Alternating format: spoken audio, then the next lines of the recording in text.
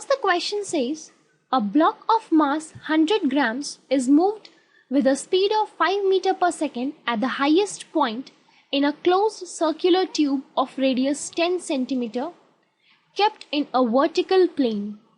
The cross section of the tube is such that the block just fits in it. The block makes several oscillations inside the tube and finally stops at the lowest point. Find the work done by the tube on the block during the process. Now what is happening in this question is that there is a tube like this, and there is a block at the highest position like this, and it has been given an initial speed of 5 meter per second like this, and it is making several oscillations inside this and ultimately making a few of the oscillations. It comes down over here and it is finally stopping over here. That is, the velocity is 0 right now. Now what is asked is the total work done by the tube over this block.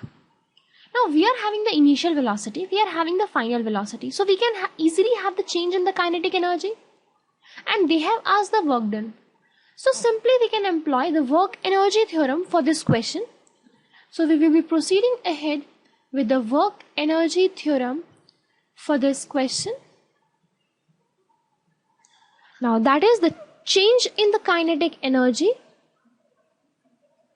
equals to total work done on the block. So here we have been given mass as 100 grams. So mass is 0.1, right? And velocity has been given as 5, the initial one. So let us take the total energy at A. That is, this being the A point and this being the B. So change in kinetic energy is, here it is 0. Here we have at A we have half mv square, and this is equal to the total work done. The total work done being mgh by the gravitational pull plus the work done by the tube, right? Now we can have work done by the tube equals to half mv square plus mgh, where h is twice of the radius because it is coming from the highest point to the lowest point.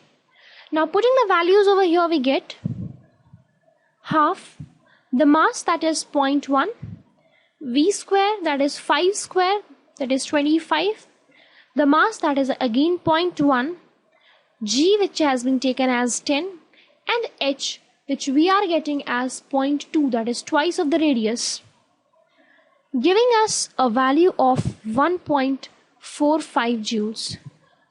Now this is the magnitude of the work done that has been done by the tube on this block.